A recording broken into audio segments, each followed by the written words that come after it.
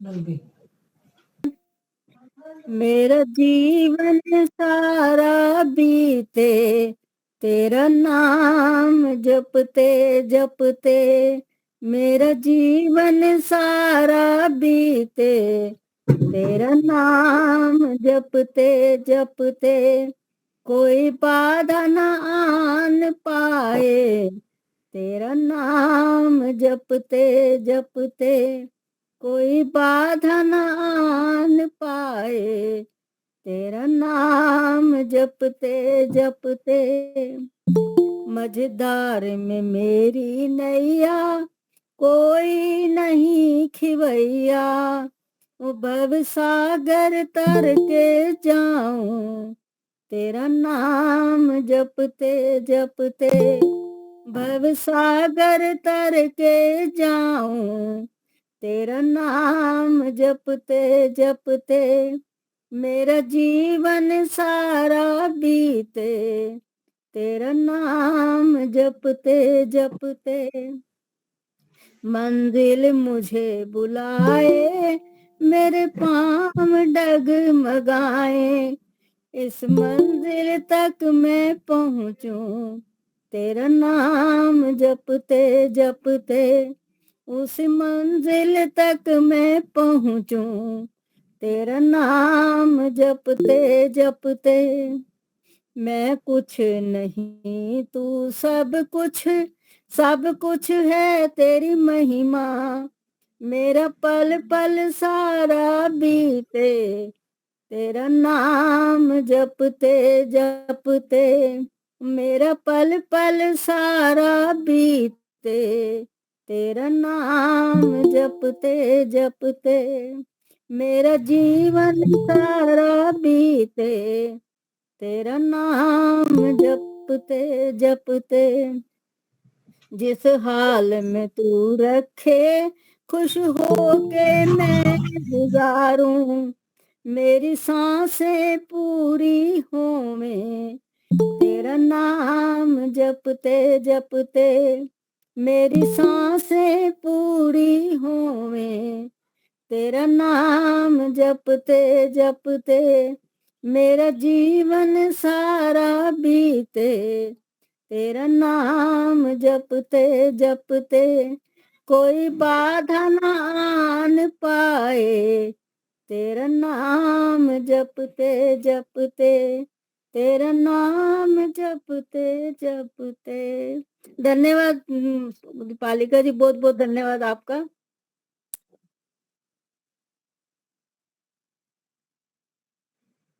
धन्यवाद।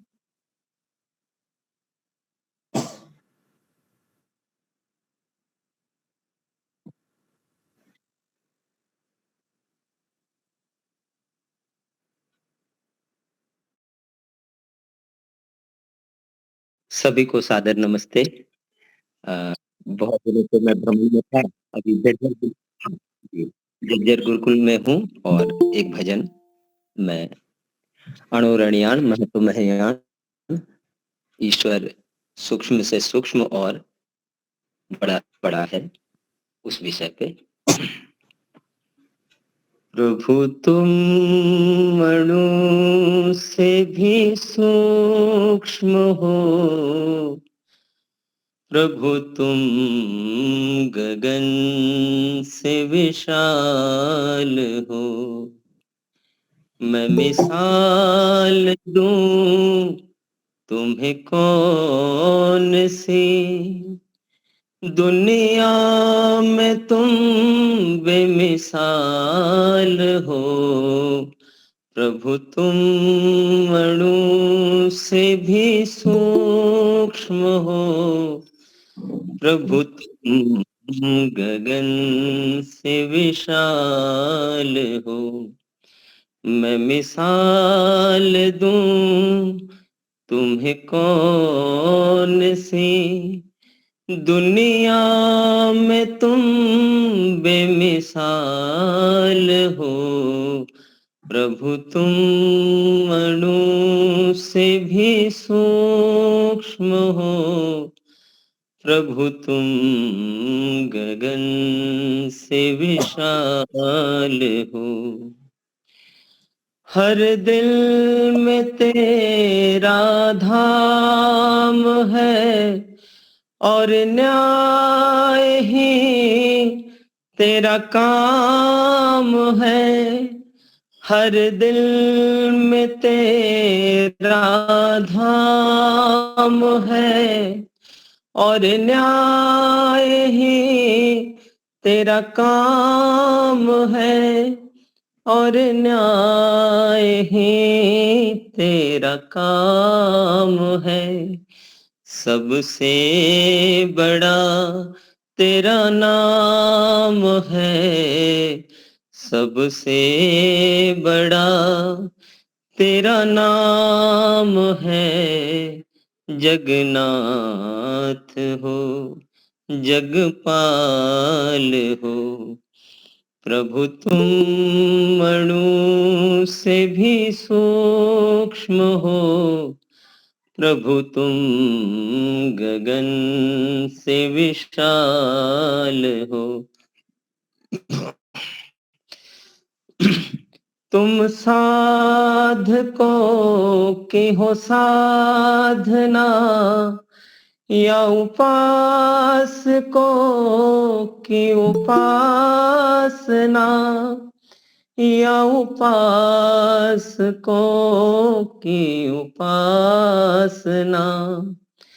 किसी भक्त की मृदु भावना, किसी भक्त की मृदु भावना या किसी कवि का ख्याल हो। तुम अणु से भी सूक्ष्म हो, प्रभु तुम गगन से विशाल हो। मिले सूर्य को तेरी रोशनी, खिले चांद में तेरी चांदनी। मिले सूर्य को तेरी रोशनी, खिले चांद में तेरी चांदनी। खिले चांद में तेरी चांदनी। सब पर कृपा तेरी पावनी, सब पर कृपा तेरी पावनी। प्रभु तुम तो दीन दयाल हो, प्रभु तुम अणु से भी सूक्ष्म हो, प्रभु तुम गगन से विशाल हो। तुझ पर किसी का न जोर है, तेरा राज ही सभी ओर है। तुझ पर किसी का न जोर है, तेरा राज ही सभी ओर है, तेरा राज ही सभी ओर है।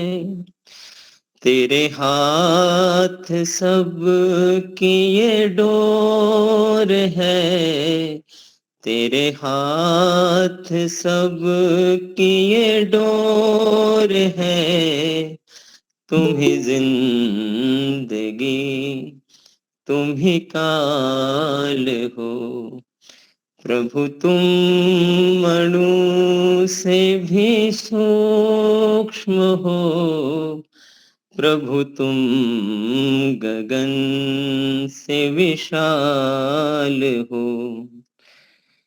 जो खत्म न हो वो किताब हो, बेशुमार हो बेहिसाब हो। जो खत्म न हो वो किताब हो, बेशुमार हो बेहिसाब हो, बेशुमार हो बेहिसाब हो, जिसका न कोई जवाब हो, उलझा हुआ वो सवाल हो। प्रभु तुम मणु से भी सूक्ष्म हो, प्रभु तुम गगन से विशाल हो। कोई न तुझे न रिझा सका, तेरा पार कोई न पा सका। कोई न तुझे न रिझा सका, तेरा पार कोई न पा सका, तेरा पार कोई न पा सका। न पथिक वो गीत ही गा सका, न पथिक वो गीत ही गा सका, जिसमें तेरा सुरताल हो। मैं मिसाल दूं तुम्हें कौन सी, दुनिया में तुम बेमिसाल हो।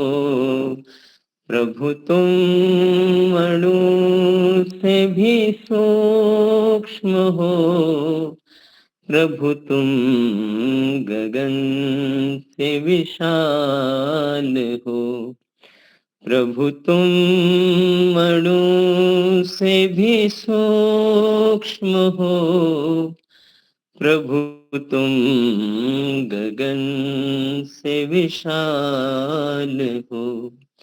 प्रभु तुम गगन से विशाल हो, प्रभु तुम गगन से विशाल हो। ओम। सबका धन्यवाद। ओम। बहुत खूब, बहुत खूब, बहुत बढ़िया, बहुत अच्छा, बहुत अच्छा, बहुत अच्छा। बहुत अच्छे आचार्य जी। बहुत अच्छा।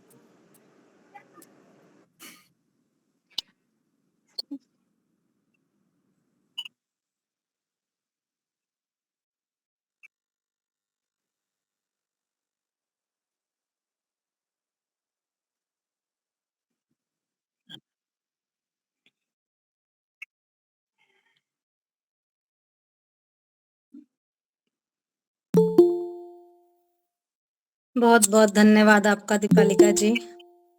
बहुत ही मधुर सुंदर भजनों का आनंद अभी हम ले रहे थे। दोनों मधुर भजन बहुत सुंदर। आप सभी को साधुवाद, सभी को सादर नमस्ते। सच में परमपिता परमात्मा सूक्ष्म से सूक्ष्म है और विशाल से विशाल है। उस प्रभु के बारे में जितना कहा जाए उतना ही थोड़ा है। दीपालिका जी, मैं एक बड़ा ही सरल सा एक विषय पढ़ रही थी और ये विषय जो है हमारे लिए एक प्रेरणादायी विषय है कि धैर्य व प्रतीक्षा द्वारा वास्तविक आनंद की प्राप्ति की जा सकती है। किसी का माइक खुला हुआ है तो बंद कर लीजिए। महाभारत का एक कथा जो है उसमें एक बड़ा महत्वपूर्ण प्रसंग आता है, यक्ष प्रश्न। पांडव जब थे वो वनवास के अंतिम दिनों की घटना है कि जब वन में उनका सामना हुआ यक्ष से हुआ, तो यक्ष उन कहते हैं कि मेरे प्रश्नों का उत्तर दिए बिना सरोवर से पानी पिया तो वो नकुल जो थे, सहदेव, अर्जुन और भीम, ये चारों के चारों भाई जो थे मृत प्राय होकर वहां बेहोश होकर वहीं गिर पड़े। बाद में युधिष्ठिर जी ने, जो सबसे बड़े थे, उन्होंने यक्ष के सभी प्रश्नों का सही सही उत्तर दिया और अपने भाइयों के प्राणों की रक्षा करी। अब यक्ष द्वारा युधिष्ठिर जी से महत्वपूर्ण जो प्रश्न पूछे गए, उसमें सबसे पहला प्रश्न जो ये था कि मनुष्य का साथ कौन देता है। तो युधिष्ठिर जी ने बड़ा ही सुंदर इसका उत्तर दिया कि धैर्य ही मनुष्य का साथ देता है और वही उसका सबसे अच्छा साथी होता है। और उनके इस उत्तर से संतुष्ट होकर यक्ष जी ने ना केवल युधिष्ठिर जी के चारों भाइयों को स्वस्थ कर दिया, अपितु उन सभी को पानी पीने दिया। यदि युधिष्ठिर में भी अपने चारों भाइयों की तरह धैर्य और सहिष्णुता का अभाव होता तो वे सभी के सभी संकट में पड़ सकते थे।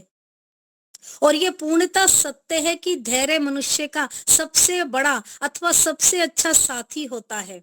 विषम परिस्थितियों में जब कोई उपाय कारागार ना हो तो धैर्य धरना एकमात्र उपाय हो सकता है। और धैर्य के अभाव में युधिष्ठिर के भाई जो थे सभी के सभी संकट में पड़ गए। उनके अंदर ना तो यक्ष के सामने कोई प्रश्न सुनने का उत्तर देने का धैर्य था और ना ही उन चारों के अंदर अपने आप को पानी पीने से रोकने का धैर्य था। कोई बात सुनने को तैयार नहीं थे। तो यदि विषम परिस्थितियां हमारे जीवन में आ जाती हैं और हम थोड़ा सा धैर्य से काम ले तो कुछ समय उपरांत आप देखेंगे समस्या को हल करने का कोई ना कोई उपाय हम सूझा ही लेते हैं। जब हम लोग धैर्य का दामन छोड़ देते हैं और कोई निर्णय लेने का प्रयास करते हैं तो तनाव के कारण हम मनुष्य के जो है हमारा जो उत्तर है, हमारा जो निर्णय है वो सही नहीं हो पाता। क्या आज के संदर्भ में ये प्रश्न महत्व रखता है हमारे लिए? जी हाँ, निश्चित रूप से आज के प्रसंग में ये बात हमारे लिए बड़ी महत्वपूर्ण है कि हाँ, पूरा विश्व जो है सहिष्णुता और धैर्य के अभाव में जी रहा है, जिससे आज अनेकों अनेक समस्याएं उत्पन्न हो गई हैं। आप खुद के जीवन में देख लीजिए, हमारे अंदर वो धैर्य रहा नहीं है, सहिष्णुता का भाव रहा नहीं है। हमें भी हर कार्य में जल्दी जल्दी होती है, हमारे अंदर भी प्रतीक्षा नहीं होती। तो कविवर ने एक दोहा बड़ा सुंदर कहा है, आप सभी जानते हैं, कारज धीरज होत है काहे होत अधीर, समय पाए तरुवर फके कैतिक सींचे नीर। कि धैर्य का महत्व इतना है कि इस दोहे में जो एक निश्चित समय पूर्ण होने पर ही सभी कार्य होगा, उतावलापन दिखाने की बजाय धैर्य को रखना हमारे लिए बहुत उत्तम है और हमें प्रतीक्षा करनी चाहिए। क्योंकि उचित समय और उचित मौसम में जो फल लगते हैं उसी के लिए हमारे को प्रतीक्षा करनी पड़ेगी। किसी पेड़ पर अधिक पानी डालने से और बेचैनी होने से कई बार हमारी अधीरता इतनी बढ़ जाती है कि हम लगातार उस पौधे पर पानी डालते रहते हैं, वृक्ष पर, कि हमारा जो है उत्साह जो है इतना बढ़ जाता है कि जरूरत से जल्दी हमारे को फल प्राप्त करने की इच्छा रहती है। और हम लोग ज्यादा पानी डालेंगे तो शीघ्र फल आने की अपेक्षा वो सड़ गल जाएगा, खराब हो सकता है। इसलिए शीघ्र फल प्राप्त करने की अपेक्षा हमारे को बहुत धैर्य रखना होगा। धीरे धीरे रे मना धीरे सब कुछ होए, माली सींचे 100 घड़ा ऋतु आए फल होए। अब कहते हैं ना, जल्दी के चक्कर में उस पेड़ के विषाक्त होने की संभावना बढ़ जाती है, वृक्ष खराब हो सकता है। ऐसी फसल के उत्पन्न होने पर हमारा जो अन्न हमारा पोषण करता है हमें वो भी बीमार भी कर सकता है। ज्यादा उसमें पानी डालेंगे, जल्दी जल्दी के चक्कर में उससे फल प्राप्ति की इच्छा रखेंगे तो हम बीमार भी हो सकते हैं। हरित क्रांति जब हुई थी तो पंजाब के कुछ क्षेत्रों में रासायनिक उर्वरक ज्यादा डाले गए, कीटनाशक का प्रयोग अधिक करा गया। उससे जो उत्पन्न अन्न था उसका प्रयोग करने से पूरा क्षेत्र कैंसर की चपेट में आ गया। तो कहते हैं जीवन के हर क्षेत्र में संतुलन रखना अनिवार्य है और इसके लिए अनिवार्य है कि हम सोच समझकर कार्य करें, हम विवेक से कार्य लें और इसको और धैर्य के अभाव में विवेक से काम लेना संभव ही नहीं है। अतः जीवन में धैर्य का विकास करना सबसे ज्यादा जरूरी है। यदि ही हम इस दोहे को अन्य संदर्भ में रखें तो इसके कई अर्थ निकल कर आते हैं और ये सब लोग जो जीवन में उन्नति करना चाहते हैं उसके लिए परिश्रम करते हैं, ये बहुत अच्छी बात है।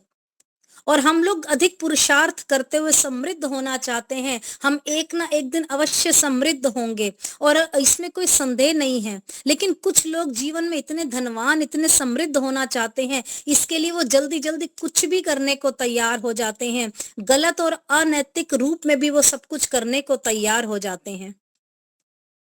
तो यही हमारे विनाश का कारण है। यदि हम गलत तरीके से गलत संसाधनों को अपनाकर तथा कथित अपनी उन्नति कर लेते हैं तो उससे हमें वो आनंद प्राप्त नहीं होता जितना सहजता से हमारे को आनंद प्राप्त होता है। और जिस कार्य में आनंद ना मिले उसे करने का कोई फायदा नहीं होता। कुछ लोग समृद्धि की अंधी दौड़ में इतना ज्यादा अपने आप को ढाल लेते हैं, अपने स्वास्थ्य का भी ध्यान नहीं रखते हैं, अपितु अपने आत्मीय जनों के साथ भी अपने संबंध खराब कर लेते हैं। तो ऐसी प्राप्ति का मैं कहूंगी क्या लाभ है। इसलिए प्रत्येक कार्य को धैर्य पूर्वक करें, सहजता पूर्वक करें, अपने संबंधों को अच्छा बना के रखें। अपने जीवन में अगर उन्नति करना चाहते हैं नैतिक तरीके से करिए, गलत तरीके से ना करिए। सफलता के लिए कहते हैं पुरुषार्थ बहुत अनिवार्य है, पुरुषार्थ करिए, मेहनत करिए, लेकिन पुरुषार्थ का प्रभाव भी एक निश्चित समय के बाद देखने को मिलेगा। ये नहीं कि आज आपने पुरुषार्थ किया कल ही आपको फल मिल जाए। आज हम लोग प्रतीक्षा नहीं करते किसी भी कार्य की। हम लोग दाल पकने के लिए चूल्हे पर रख देते हैं, दाल पकने का इंतजार करते हैं, लेकिन हम उतनी देर प्रतीक्षा नहीं करते। हम क्या करते हैं, बार बार ढक्कन खोलकर देखते रहते हैं। क्या हमारे बार बार ऐसे खोलकर देखने से दाल जल्दी पक जाएगी? जल्दी नहीं पकेगी, बल्कि बर्तन बार बार खोलने से, कड़छी डालने से कई बार बनी बनाई दाल जो है वो भी खराब हो जाती है। इसलिए कहते हैं बना बना कार्य भी बिगड़ जाता है। इसलिए अपने हर कार्य में धैर्य का सामना आपको करना चाहिए, धैर्य को अपने जीवन में लेकर आना चाहिए। और कहा गया है कि आप कर्म करिए, फल की इच्छा मत करिए। यदि आप निष्काम भाव से कर्म करते हैं तो बहुत अच्छा है। निष्काम भाव से कर्म करेंगे, फल की प्राप्ति तो आपको अवश्य ही होगी। लेकिन फिर भी हम संशयग्रस्त रहते हैं अपने जीवन में, और इसका दुष्प्रभाव क्या है कि हमारे अंदर धैर्य नहीं है। हम लोग धैर्य को छोड़ देते हैं। हर समय हर कार्य में हमारे को जल्दी और उतावलापन रहता है, इसलिए हमारे कई कार्य बिगड़ भी जाते हैं। तो एक इस्लाम मतलब उर्दू शायर में बड़ा सुंदर लिखा है, कुछ वक्त से एक बीज शजर होता है, कुछ रोज में एक कतहा गुहर होता है। ए बंदा ए नासूर तेरा हर काम कुछ देर में होता है पर अब जरूर होता है। तो थोड़ा सा आप धैर्य रखिए, थोड़ा सा जीवन में प्रयास कीजिए, धैर्य रख के अपने जीवन को बनाने का। वास्तव में अगर हम जीवन में सहजता का दामन ना छोड़ें, उसी में हमारे को आनंद मिलेगा। हम सहज रूप से नहीं रहते हैं, हम हर कार्य को जल्दी में हम करने का प्रयास करते हैं। जब हम बीज से पौधा उगाते हैं तो तत्क्षण उसमें फूल नहीं आपको दिखते, हमें प्रतीक्षा करनी पड़ती है। इस प्रकार कर्म में हम लोग जब फूल देखने का आनंद नहीं उठा पाते, फूल जब खिलता है तो हमारे आनंद की सीमा नहीं रह जाती। ये आनंद जो है सहजता में उपजता है। अपने जीवन को सहज बनाइए। आप देखिए कली को फूल बनने में समय आता है, बहुत समय लगता है, उसमें भी आप आनंद लीजिए। हम ऐसा क्यों चाहते हैं कि जल्दी जल्दी हमारी कली जो है फूल बन जाए? कली में कहते हैं ना, प्रकृति में हर चीज में सौंदर्य को देखने का प्रयास कीजिए। आप उस सौंदर्य से आनंदित होने की क्षमता रखिए, और ये क्षमता आपको अपने अंदर विकसित करनी होगी। और ये सब धैर्य के कारण संभव है, अन्यथा कोई लाभ नहीं है। तो यदि हर कली उसी क्षण खिल जाए, अगले क्षण खिलने के लिए बचेगा क्या? और यदि आम के पेड़ के बौर से हम बनने वाले छोटे छोटे जो आम है उसके फल को ही हम तोड़ डालेंगे तो हम बड़े बड़े आमों का आनंद कैसे ले पाएंगे? तो आज ही इस जीवन में सभी के सभी सुख हम भोग लेंगे तो हम कृत्रिम लोक में जाने वाले बन जाएंगे। जैसे कहते हैं ना, मांगते ही कोई चीज हमारे को मिल गई है, ऐसा हमारा जीवन हो जाएगा। तो कहते हैं मांगते जब कोई चीज मिल जाए तो उस चीज का कोई महत्व नहीं रह जाता। इसलिए जब भूख लगी हो उसी समय हमारे आगे खाना आ जाए तो उसका कोई महत्व नहीं। जब तेज की भूख लगी होती है तो वो भोजन और ज्यादा स्वादिष्ट लगता है। तो किसी चीज के लिए आपने प्रतीक्षा ही नहीं करी, उसके प्रति आपको असीम प्रसन्नता की प्राप्ति असंभव होगी। क्योंकि प्रतीक्षा में जो आनंद है वो उसकी प्राप्ति कहीं नहीं होगी। धैर्य आपको कटु जरूर लगता है, कटु औषधि जो है बाद में अपना गुण और परिणाम उसका सुखद होता है। इसलिए थोड़ा धैर्य रखिए जीवन में, तसल्ली जिसको कहते हैं आप वो रखिए। हर कार्य धैर्य करने से अच्छा होगा, आनंदित होगा, उसका सुखद परिणाम आपके समक्ष आ जाएगा। अब आप कहेंगे कि जी हमें गरम गरम ताजा ताजा भोजन करना पसंद है, लेकिन अच्छी बात है इस बात का, पर तवे से उतरते ही रोटी का टुकड़ा अगर हम मुंह में डालेंगे तो क्या होगा, हमारा मुंह जल जाएगा। इसी प्रकार जब हम गरम गरम गुलाब जामुन लेकर आते हैं किसी प्लेट में चाशनी में उबलता हुआ, तो हम उसको मुंह के हवाले यदि कर देते हैं तो हमारी जीभ और हमारे कलक हलक जो है उस पर सीधा असर करेगी। हम कहते हैं ना गरम गरम खाने में बुराई नहीं है, लेकिन उतना ही गरम खाना चाहिए जितना आपके स्वास्थ्य के लिए ठीक हो, आराम से खाया जा सके। इसलिए कहा जाता है कि ठंडा करके फू फू करके खाइए, अथवा अस्वाभाविक रूप से कोई ऐसा कार्य ना कीजिए जो आपके लिए दुष्परिणाम निकले।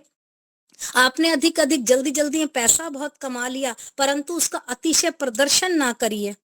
कोई कार्य प्रारंभ किया तो उसको संपन्न करने तक उसकी प्रतीक्षा कीजिए, धीरे धीरे वो कार्य संपन्न होगा। इन सब बातों के लिए निश्चित मात्रा में आपको धैर्य का पालन करना बहुत अनिवार्य है। अपने जीवन में इस तरह का सुधार लेकर आइए। प्रत्येक कार्य में शीघ्रता पूर्वक नहीं करना, प्रत्येक कार्य को सहजता से करना है। ये आपके जीवन का एक संकल्प बन जाना चाहिए कि धैर्य और प्रतीक्षा के द्वारा आनंद की प्राप्ति होगी, अन्यथा कोई इसका लाभ नहीं है। तो ये विषय मुझे बड़ा अच्छा लगा। एक प्रेरणादायी बात हमारे जीवन की है कि धैर्य और प्रतीक्षा द्वारा ही आनंद की प्राप्ति है।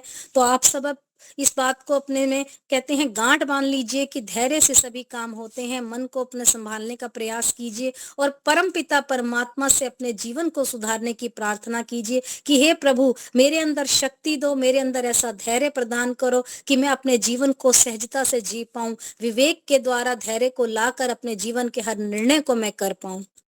तो 2 पंक्तियां कहकर मैं अपनी वाणी को विराम दूंगी। ये पंक्तियां मुझे बहुत सुंदर लगती हैं। यही योग्यता हो सत्कर्म कर लूं, यही योग्यता हो सत्कर्म कर लूं, अपने हृदय में सद्भाव भर लूं। नर्तन है साधन भव सिंधु भर लूं, ऐसा समय फिर आए न आए, ये मन ना जाने क्या क्या कराए। प्रभु मेरे जीवन को कुंदन बना दो, कोई खोट इसमें रहने न पाए। ये मन तो न जाने क्या क्या कराए, कुछ बन सके ना इसके बनाए। प्रभु मेरे जीवन को करो, मेरे जीवन में ऐसा उजाला, हर श्वास हो तेरे चिंतन की माला।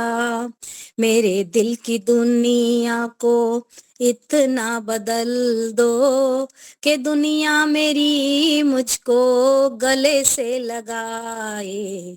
प्रभु मेरे जीवन को कुंदन बना दो, कोई खोट इसमें रहने न पाए। ये मन तो न जाने क्या क्या कराए, कुछ बन सके ना इसके बनाए। प्रभु मेरे जीवन को संसार में यूं आसक्त रह कर, दिन रात अपने मतलब की कह कर, सुख के लिए लाखों दुख हैं उठाए, कोई इसमें मुझको सताने न पाए। प्रभु मेरे जीवन को कुंदन बना दो, कोई खोट इसमें रहने न पाए। ये मन तो न जाने क्या क्या कराए, कुछ बन सके ना इसके बनाए। प्रभु मेरे जीवन को। बहुत बहुत धन्यवाद दीपालिका जी, बहुत बहुत धन्यवाद आप सभी का। बहुत बढ़िया। बहुत बढ़िया, बहुत अच्छे। उन्नति के पथ पर आगे बढ़ती रहो, हम लोगों को ऐसे ज्ञान प्रदान करती रहो। ये सब बहुत आगे पहुंचाए आपको।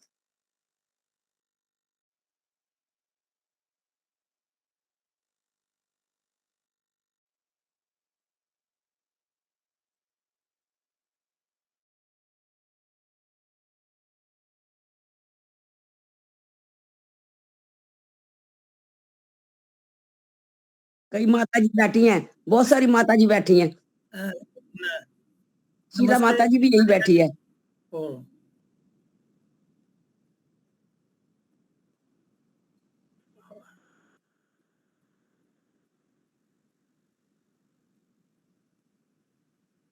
ओम दीपाली जी मैं बोल दूं? हाँ, मैं बोल दूं? हाँ, चलिए माता जी चलिए, धन्यवाद। बहुत एक माता ऋषि, एक ऋषि, शीला हाँ, माता एक जी, ऋषि का, एक मतलब ओम नाम का भजन। शीला माता जी कह रहे हो? ओम नाम जपन क्यों छोड़ दिया रे मूर्ख, नाम जपन क्यों छोड़ दिया। ओम नाम जपन क्यों छोड़ दिया रे मूर्ख, नाम जपन क्यों छोड़ दिया। क्रोध न छोड़ा, झूठ न छोड़ा, क्यों छोड़ दिया। ओम नाम जपन क्यों छोड़ दिया। ओम नाम जपन क्यों छोड़ दिया। झूठे जग में दिल ललचा कर असल वतन क्यों छोड़ दिया। तूने नाम जपन क्यों छोड़ दिया। कौड़ी को तो खूब संभाला, लाल रतन क्यों छोड़ दिया। तूने ओम जपन क्यों छोड़ दिया। जी सुमिरन ते सुख पावे, सो सुमिरन क्यों छोड़ दिया। तूने ओम जपन क्यों छोड़ दिया। खालस के भगवान भरोसे, तन मन धन क्यों छोड़ दिया। तूने ओम जपन क्यों छोड़ दिया। मूर्ख ओम जपन क्यों छोड़ दिया। ओम। बहुत बहुत धन्यवाद दीपालिका जी, समय देने के लिए। सादर नमस्ते। बोलो सुनीता, बोलो।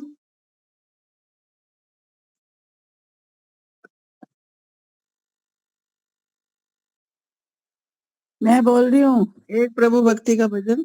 मैं बोल रही हूँ। आवाज दे के प्रभु ना बुलाओ, है नजदीक नजरों से पर्दा हटाओ। आवाज दे के प्रभु ना बुलाओ, है नजदीक नजरों से पर्दा हटाओ। है हर ज़र्रे ज़र्रे में वो है समाया, मगर वो किसी की न दृष्टि में आया। वो आनंद दाता है, आनंद मनाओ, है नजदीक नजरों से पर्दा हटाओ। आवाज दे के नहीं वो किसी की है बंधन में आता, नहीं जन्म पाता, नहीं दुख उठाता। अगर मिलना चाहो तो गुरु शरण में जाओ। अगर मिलना चाहो तो गुरु शरण में जाओ। है नजदीक नजरों से पर्दा हटाओ, आवाज दे के है अपने ही अंदर कहाँ ढूंढते हो, जमीन पर ही क्यों आसमां ढूंढते हो, यहीं पर मिलेगा कहीं दूर न जाओ, यहीं पर मिलेगा कहीं दूर न जाओ, है नजदीक नजरों से पर्दा हटाओ, आवाज दे के प्रभु ना बुलाओ, है नजदीक नजरों से पर्दा हटाओ। धन्यवाद समय दीपाली जी मैं बोल दूं भजन? दीपाली जी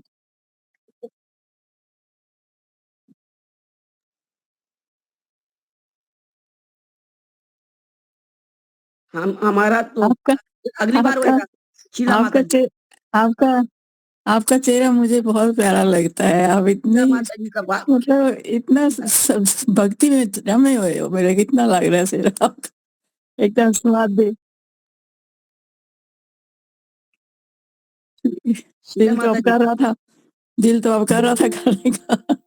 कोई नहीं, उनको दे दो टाइम, शीला माता जी के लिए कोई बोली।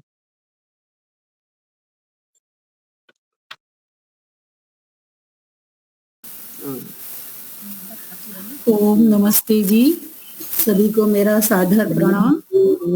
आवाज सुनाई दे रही है? नमस्ते जी। बहुत ही अच्छे सुंदर सुंदर भजन सुने हमने, प्रेरक वाक्य सुने, बहुत ही वातावरण अच्छा बना हुआ है। तो साथ साथ में उस परम पिता परमात्मा को हम भी प्रार्थना करें, सहजता से, कोमलता से अपनी आंखों को बंद करेंगे। यतो यतो समीहसे ततो नो अभयं कुरु, शं नः कुरु प्रजाभयो अभयं पशु अभयं नः पशुभ्य। वह परमात्मा हमारा अभय किसी से भी नहीं डरता, उसका स्वभाव ही नहीं है, स्वयं ही हरता करता और धरता है। ऐसे परम पिता परमात्मा को, जो परम पिता परमात्मा हमारी अंतर आत्मा में ज्ञान स्वरूप, आनंद स्वरूप हर वक्त बैठा ही है, बस अपने मन को इंद्रियों और विषयों से हटा करके उस परम पिता परमात्मा के पास मर ले आए और यही प्रार्थना करें कि हे प्रभु आप अभय हैं, आप किसी से नहीं डरते, मैं भी किसी से ना डरूं, मैं भी अभय बन जाऊं, बिना डर के रहूं, जब कोई बुरा काम ही नहीं करूं तो मुझे किस चीज का डर। हे परम पिता परमात्मा ऐसी मेरे ऊपर कृपा करो, प्रजाओं के ऊपर भी कृपा करिए और हमारे पशु पक्षी जो भी हैं सबको निडर बनाइए, अभय कर दीजिए। हे मेरे प्रभु आपके सिवाय दुनिया में कोई नहीं है। तो इस तरह हम अपने परमपिता परमात्मा से अभय होने का वरदान मांगे, इसकी स्तुति प्रार्थना और उपासना करते रहेंगे, पुरुषार्थ करते रहेंगे तो हमारा भी ईश्वर परमपिता परमात्मा प्रार्थनाओं को सुनेगा। आज हम अपनी श्रृंखला को ही जो सांख्य दर्शन के चतुर्थ अध्याय के जो 32 सूत्र है उनमें हम लोगों ने 20 सूत्रों को पूरा किया है। मेरे ख्याल से आप कुछ सब लोग याद तो रखते ही होंगे प्रवचन से पहले कि आज भी यही हमें आगे श्रृंखला को हमें बढ़ाना ही है। तो 20 सूत्रों में जो आगे के 19-20 सूत्र था उसमें थोड़ी सी हिंट ले लेती हूँ। तो जैसे पीछे के सूत्रों को समझने में समझ में आएगा कि वहां बताया गया हमें कि अगर इतनी सारी बहुत ही हमारे गुरु भक्ति, निम्रता, सेवा, समर्पण भावना तथा ब्रह्मचर्य का पालन लंबे काल तक करना होगा, तो दूसरे सूत्र में कहा था ऐसी कोई जरूरी नहीं है कि हमें इतना लंबा समय लगे। तो बताया था न काल नियमो वामदेव, एक वामदेव जी थे, उनको तो फिर जल्दी 5 साल में भी हो गया था। तो इसी क्रम से वो बता रहे हैं आगे कि अध्यस्त तद रूप उपासनात् पारंपरेण यज्ञ उपासक का नाम इव। अध्ययन से जो परमात्मा का स्वरूप समझ में आया, उस स्वरूप की उपासना से, श्रवण मनन आदि की परंपरा से समय तो लगता ही है। जैसे यज्ञ की विधियों में लगता है, समय तो लगेगा ही। आज ही कहें, अभी ही कहें हमारा मोक्ष हो जाए या हमें सब कुछ समझ में आ जाए, ऐसा इतना जल्दी भी नहीं हो सकता। बहुत शास्त्रों के प्रमाण भी है कि समय तो लगता ही है, क्योंकि अगर हमारे पिछले जन्मों में कुछ किया ही नहीं है और उसी तरह ही हम लोग संसार प्रकृति के ओर ही चल रहे हैं, तो फिर वापस जो जन्म के मरण के बंधन में आते हैं और यहाँ आकर उसी अविद्या में पड़े रहते हैं, तो हमें तो और भी समय लग सकता है। लेकिन जो पुरुषार्थ करता है, जान करके, जानकारियों को ज्ञान में बदल करके तत्व ज्ञान की प्राप्ति में लगा ही रहता है, तो उसे समय थोड़ा कम लगेगा। लेकिन यहाँ दर्शनकार बताना चाह रहे हैं कि समय तो लगेगा ही। जैसे कोई भी काम करो, जैसे अभी हमारी थोड़ी देर पहले बहन जी ने बताया कि दाल बनानी है, तो दाल में जितना समय लगता है बनाने में, पकने में, उतने में तो लगेगा ही, चाहे हम उसे बार बार देखते रहें या बार बार उसको आग पर जल्दी चढ़ाते फुल पर करें या कैसे भी करें या अन्य प्रयास करें, लेकिन समय तो लगेगा। तो यहाँ उन्होंने बताया है जैसे यज्ञ विधियों में लगता है। यज्ञ का जब कर्म करते हैं, हाँ, अनुष्ठान करते हैं, तो हमें समय तो लगता है। पहले आचमन करो, फिर अंग स्पर्श करो, फिर चारों तरफ जिए, पानी की अज्ञान से लेकर ज्ञान प्रकाश की ओर जाना है, वो क्रियाएं करो, अयंत इदमा की करो, सूर्य की देते हैं, अग्नि की देते हैं, समय तो लगता ही है, ऐसा ही नहीं है। लोहा भी जैसे अगर हम गर्म करके सीधा उसको तोड़ने लगेंगे, मोड़ने के बजाय तोड़ने जल्दी करेंगे तो वो टूट जाता है। तो उसको भी धीरे धीरे मोड़ते आते हैं तो वो अपने आकार में आ जाता है। तो इसलिए कहा कि समय तो लगेगा, ऐसा ही नहीं है कि इसी जन्म में या इसी वक्त में इतना जल्दी प्रयास हो गया है, हमारा इतने विरक्त हो गए हैं तो हमारा उद्धार हो सकता है या हम अपने उद्देश्य को प्राप्त करते हैं। तो इस तरह से उन्होंने बताने का प्रयास किया कि कुछ तो समय हमें लगेगा ही, हम धैर्य रखें। अभी भी हम सुन रहे थे कि धैर्य रखना हमें बहुत जरूरी है। तो 22वां सूत्र आता है, इतर लाभे अपि आवृत्ति पंच अग्नि योग्यतो जन्म श्रुते। यज्ञ आदि के अनुष्ठान से उत्कृष्ट योनि तो प्राप्त होगी, किंतु विवेक की सिद्धि व मोक्ष की प्राप्ति नहीं होगी। पंच अग्नि योग से पुनर्जन्म सुनाई देने से। बहुत ही अच्छा सुंदर सूत्र है, समझने का हम प्रयास करें। बहुत सारे लोगों की शंकाएं हो जाती है इस तरह से, तो क्या हमें यज्ञ आदि नहीं करना चाहिए, फिर ये तो फिर वो बाधाएं हो जाएगी। ऐसा नहीं है।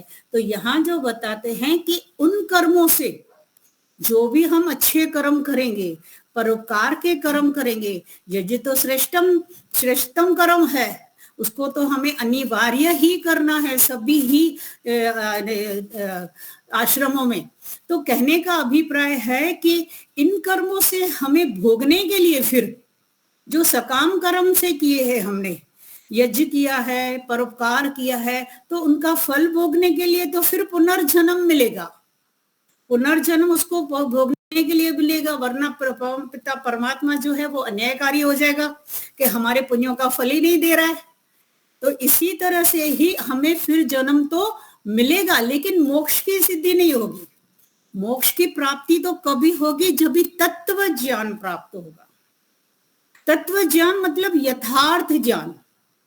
जैसे जैसे जिसका गुण कर्म स्वभाव है उसी तरह से ही हम प्रयोग करते आ रहे हैं। ईश्वर की निषेध और विधि को समर्पण भावना से ईश्वर परिधान होकर इन कार्यों को हम करते हैं। जैसे हमें मुक्ति के लिए साधनों को कहा गया है उसको अपनाते चलते आते हैं और निष्काम कर्म करें।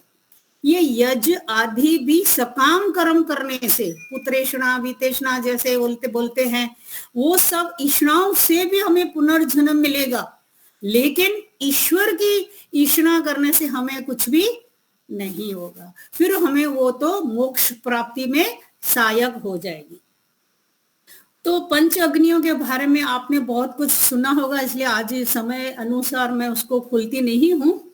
विरक्तस्य हे हान उपाय दे उपाध्यो उपाधानम हंस शीरवत।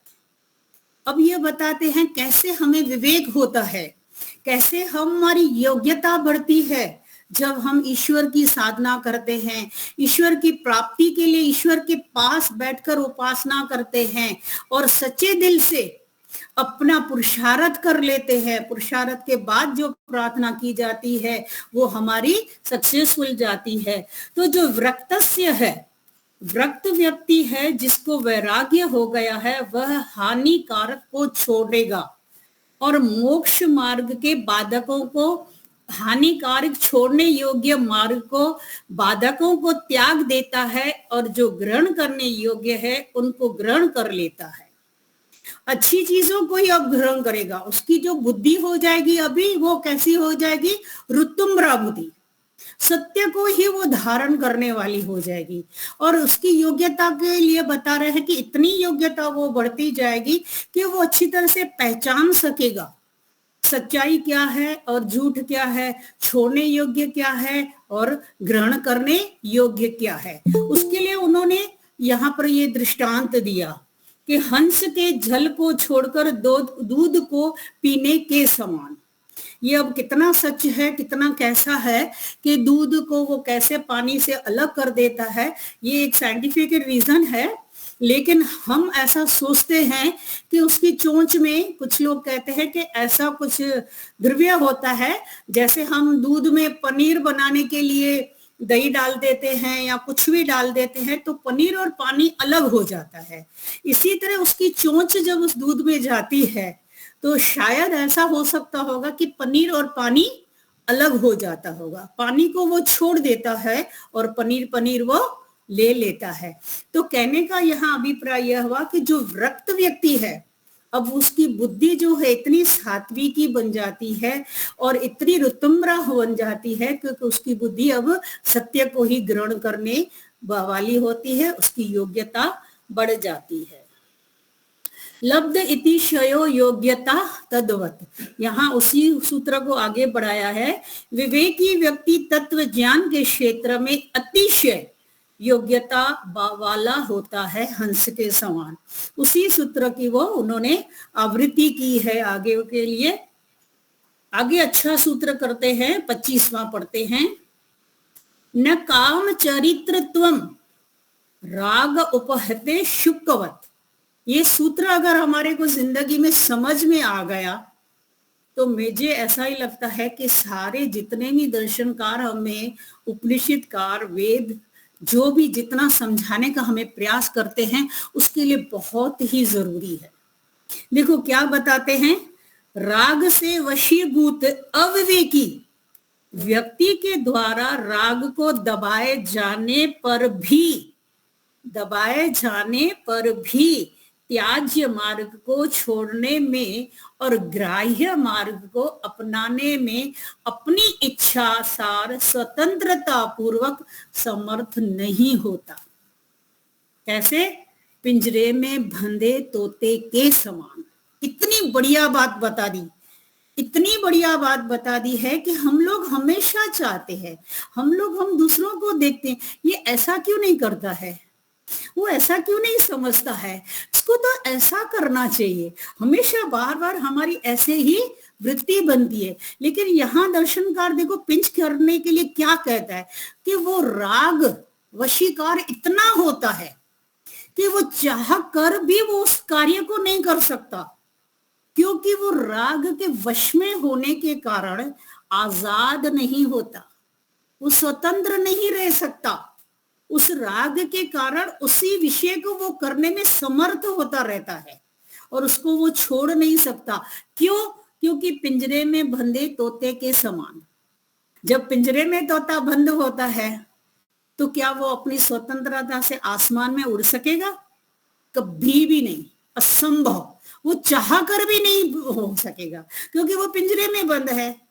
तो यहाँ बताया कि वो व्यक्ति भी राग में वशीकार मतलब फंसा हुआ है, मोह में फंसा हुआ है, अज्ञान में वो इतना फंसा हुआ है कि किसी का भी उसके ऊपर असर ही नहीं होगा। तो बहुत बढ़िया बात बताइए कि हम लोग दूसरे की बातों को इतना ध्यान न देकर अपनी ओर ध्यान दें कि हम भी कहीं उससे तोते की तरह किसी पिंजरे में तो नहीं फंसे हुए हैं, उस राग में तो नहीं पड़े हैं कि हम कभी कभी कहते भाई मैं चाहता तो बहुत कुछ हूं लेकिन मेरे बस की बात नहीं है, क्योंकि उस राग में हम वशीभूत हो गए हैं, अब उस राग के कारण कर नहीं पा रहे हैं। तो बहुत ही अच्छा सुंदर सूत्र दिया है। आगे और भी इससे जुड़ता हुआ और अच्छा बताया है। गुण योगात बदह शुकवत, जीवात्मा अपने भोक्तापन के कारण राग रूपी पिंजरे में बंध जाता है। तोता मधुर बोलने के कारण पिंजरे में बंद हो जाता है। दोनों की देखिए कैसे कंपेयर किए उसने। तो जो जीवात्मा है अपने भोक्तापन के कारण, अब जो किया है पिछले जन्म में जो किया है तो उसे तो भोगना ही है, उसे पता है कि मैं भोगता हूं और भोगे बिना कोई भी कर्म पीछा छोड़ता ही नहीं है। अच्छा करो, बुरा करो, मिश्रित करो, कैसे भी करो, जो भी आपने किया है, जो भी बोया है उसे तो फिर भोगना ही है। तो इसको जान करके राग रूपी पिंजरे में बंद जाता है। तोता फिर क्या होता है, क्यों पिंजरे में बंद जाता है? उसको राग होता है मीठा बोलने से, मिट्ठू मिट्ठू ऐसे बोलता है ना, तो उसके कारण दूसरे लोग उसको पिंजरे में रख देते हैं। मतलब उसको राग है कि मैं मीठा मीठा बोलूं, अब कहां पर आके फिर वो उसी पिंजरे में फंस जाता है। तो यहां भी हम वही कार्यों को करते हैं जो अविद्या से ग्रस्त है। हमें जो न कार्य करने का है उनको मुख्यता देते हैं और जो करने योग्य कार्य है उनको मुख्यता नहीं देते। गौण और मुख्य को हमने कभी भी इतना मतलब वो ध्यान नहीं देते, जिसके कारण गौण तो हमारे कार्य होते रहते हैं, मुख्य को छोड़ देते हैं। चलो उपासना अभी नहीं हुई है, चलो रात को करेंगे, अरे रात को तो फिर नींद आ गई, अरे सुबह को जल्दी उठी दोबारा कर लूंगी, कर लिया, कुछ भी नहीं हुआ, कुछ होता ही नहीं है। तो ये सब हमारे अंदर क्या है, वो रागवश हो जाते हैं। और अच्छा उसका निवारण बताते हैं। दोष दर्शनात् उभयो, अब दोषों को बोलता है देखना चाहिए, किसमें? भोग्य पदार्थ मतलब संसार के विभिन्न पदार्थ तथा भोक्ता भाव रखने वाली जीव आत्मा, दो होते हैं ना चीज, शक्ति और शक्त योग दर्शन में भी आता है, प्रकृति और जीवात्मा। प्रकृति को भोगना होता है और जीवात्मा जो है वो भोग्य होते, दोनों में दोष देखने पड़ेंगे। प्रकृति में भी कितने दोष हैं, अगर मैं उसको भोगता हूं तो कितने मुझे वो दोष लगते हैं। रक्षण दोष आता है, अर्जन दोष आता है, संग दोष आता है, हिंसा दोष आता है, भोगने से आते हैं ना ये सारे दोष। तो हमें देखना चाहिए कि मैं क्या कर रहा हूं, मुझे कैसे ये दोषों से मैं ग्रस्त हो रहा हूं, कैसे मैं अज्ञान में ग्रस्त होता चला जा रहा हूं और राग से मेरी संस्कार और प्रीति बनती जा रही है, मेरी इंद्रियां कितनी योग्यता वाली बनती जाती है। तो यहाँ बताया जीवात्मा इन दोनों में दोष देखने से राग की निवृत्ति होगी और अपने में भी देखेगा कि मैं तो कुछ भी नहीं करता हूं, करते तो मेरे सारा कार्य ये साधन ही है, लेकिन मेरी इच्छा के बिगड़ नहीं हो रहे। मतलब भोक्ता तो मैं ही हूं, अनुभूति तो मुझे ही हो रही है, चाहे शरीर के अंदर ही सब कुछ हो रहा है, लेकिन अनुभूति कौन कर रहा हूं, दर्द किसको हो रहा है, सुख कौन किसको हो रहा है, मुझे अनुभूति होती है। इन दोनों में जब दोष देखेगा तो उसको वैराग्य होगा, वरना वैराग्य की उत्पत्ति भी नहीं होगी। अब ज्ञान ही नहीं होगा, वैराग्य ही नहीं होगा, तो अभ्यास किसका करेगा? तो हमें ज्ञान, कर्म और उपासना, वो भी कैसा? शुद्ध ज्ञान, शुद्ध ज्ञान, शुद्ध कर्म और शुद्ध उपासना करनी होगी। आगे 29 सूत्र बताते हैं, न मलिन चित्तस्य उपदेश बीज प्रोहो अजवत। ये भी बहुत ही सुंदर सूत्र है।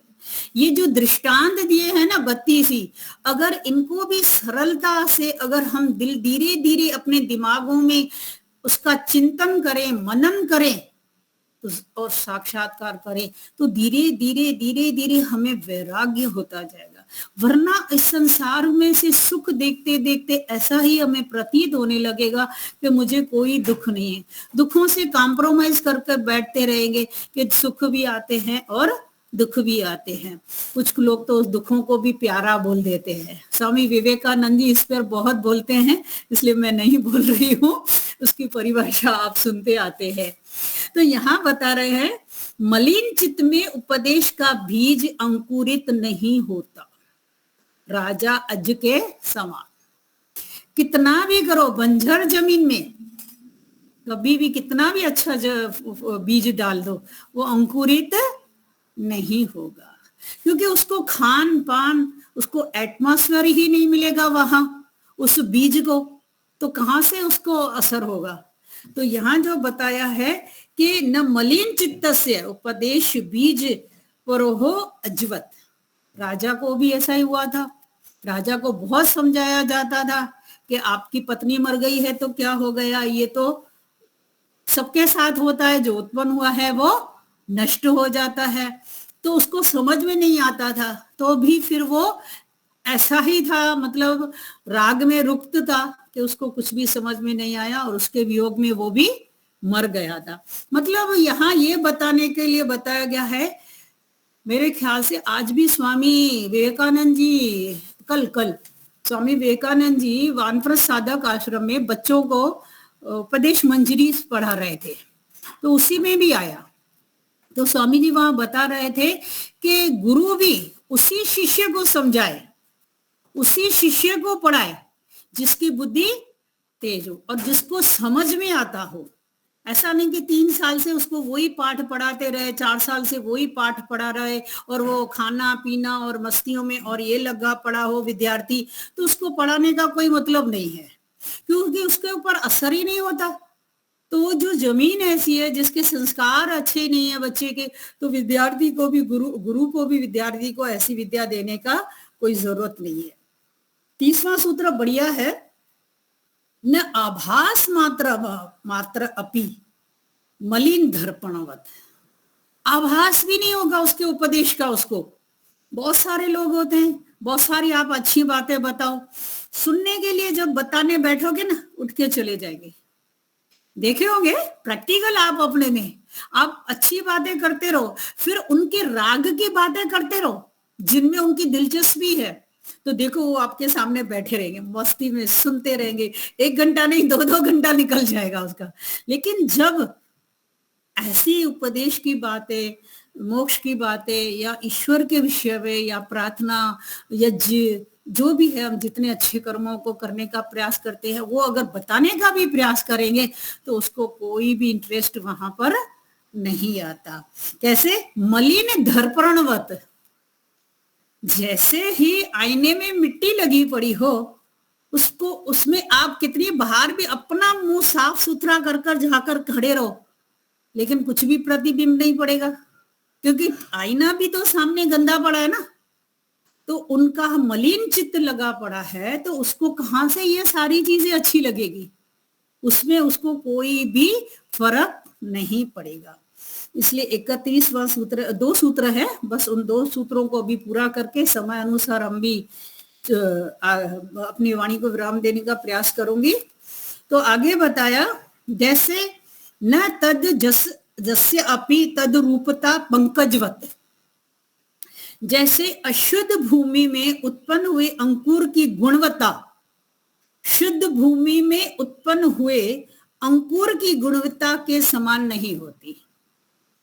जैसे हम अच्छी जमीन जिसको खेड़ करके, जैसे पहले जमीन खेड़ता है किसान, साफ सुथर अच्छी करके खाद वगैरह सब दे करके, और जब बीज आरोप करता है तो उसका अच्छा अंकुर होता है, उसी की रूपता की तरह जो है, उसी तरह ही बंजर जमीन वाला जो है वो जो अंकुर है वो नहीं फूटता।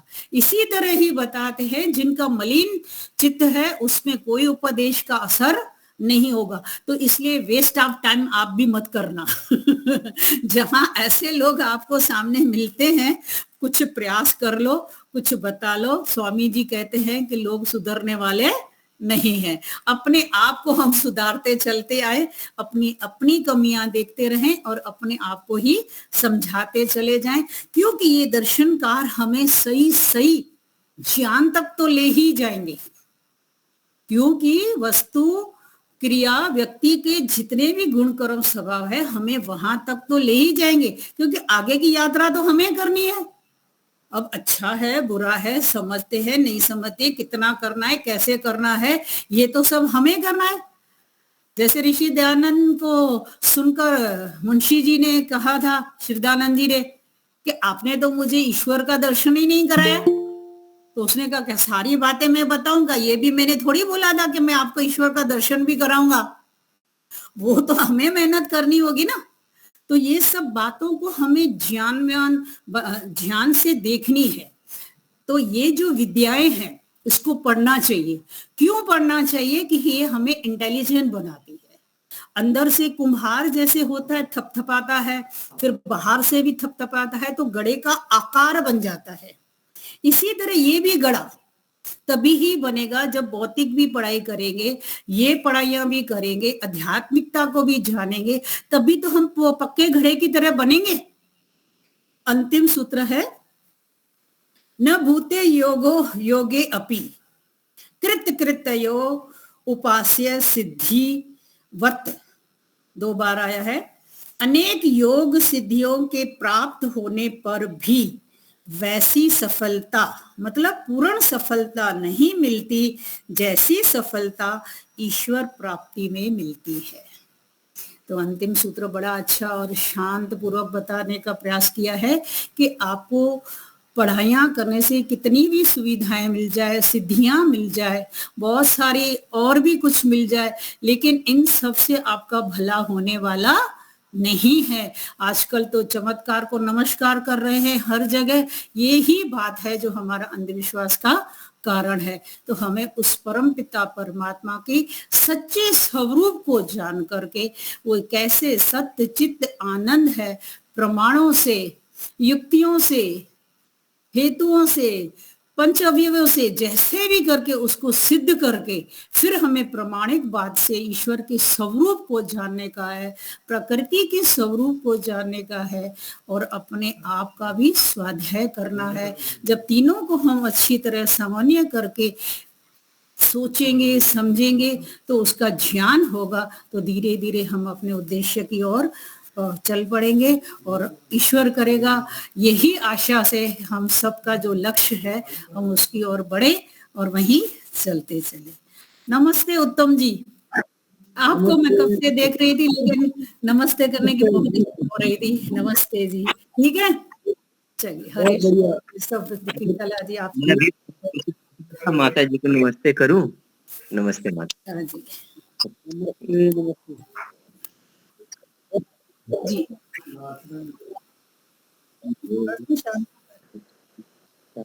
शांति शांति शांति वनस्पति शांति सर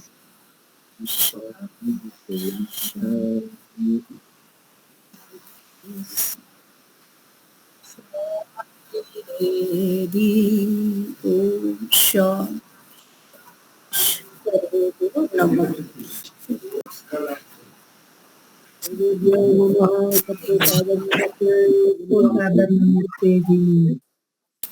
धन्यवाद। नमस्ते सभी को। नमस्ते धन्यवाद जी।